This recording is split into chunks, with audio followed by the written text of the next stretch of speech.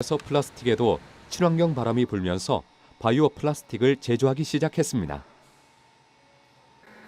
바이오 플라스틱의 재료는 원유가 아닌 식물체 바이오매스입니다.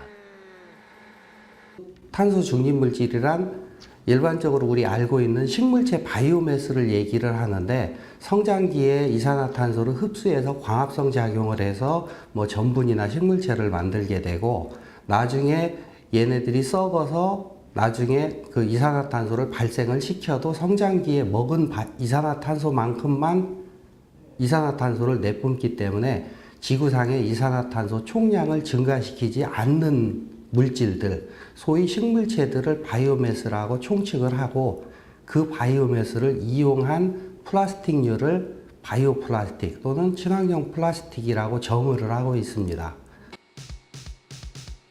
바이오 플라스틱은 기존 플라스틱의 원료인 원유 대신 옥수수, 밀 껍질이 사용됩니다.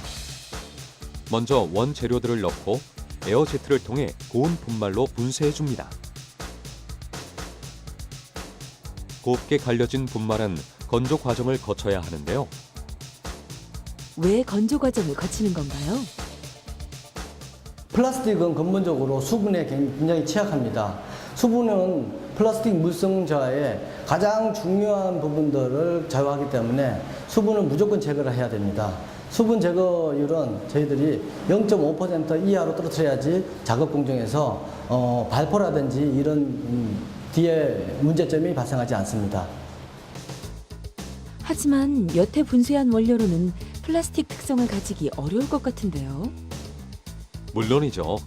그래서 분쇄한 원료와 플라스틱 성분을 가진 첨가제를 일정 비율로 배합해줘야 합니다. 그런데 배합된 원료들을 왜 얇고 가늘게 뽑는 거죠? 일반적으로 플라스틱은 원재료로 곧바로 생산하는 것이 아니라 플라스틱 제품을 만드는 원료, 펠릿을 제조해야 합니다. 기계에서 떨어지는 쌀알갱이 모양들이 전부 펠릿인데요. 플라스틱 칩이라고도 합니다. 지름 또는 한 변이 2-3cm의 기둥 모양이 되도록 자릅니다. 옥수수와 밀 껍질을 원재료로 해서 만든 바이오 플라스틱 제품들입니다. 정말 놀랍죠? 모든 플라스틱 제품을 자연에서 생분해가 되는 바이오 플라스틱으로 제조할 수 있을까요? 100% 생분해성 플라스틱 수지는 여기저기서 많은 연구가 진행되어지고 있는데요. 그러한 것들이 가장 큰 단점은 소비자가 사용하는 최종 제품의 물성이라든지 어떠한 요구 조건을 충족하지 못하는 경우가 많이 발생되어지고 있습니다. 그런 차원에서 많은 연구가 진행되어지고 있고, 그러한 과정에 이 바이오매스 플라스틱은 현실적으로 쉽게 접근할 수 있는 방법이라고 얘기 드릴 수가 있겠습니다. 바이오 플라스틱, 과연 얼마나 친환경적일까요? 한국생산기술연구원에서 바이오 플라스틱의 생분해도를 측정해봤습니다. 바이오 플라스틱이 미생물에 의해 썩는 과정을 기계적으로 실험하는 방법입니다. 일정한 습도와 산소, 온도를 유지하는 환경을 조성해서 바이오 플라스틱의 분해 정도를 측정해봤습니다.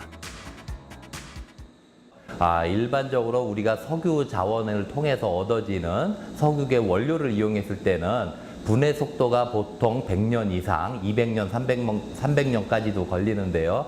바이오매스 플라스틱은 우리가 일반적으로 알고 있는 천연물 소재를 도입을 해서 어떠한 특별한 반응을 통해서 반응 속도를, 분해 속도를 조절을 하게 되는데요. 일반적으로 한 30% 내지 40%의 분해 율을 가지고 있고, 또 이러한 것들은 분해 속도에 영향을 미쳐서 한 50일이나 60일 이내에 분해가 되어지는 것을 저희 장비를 통해서 분석을 할 수가 있었습니다.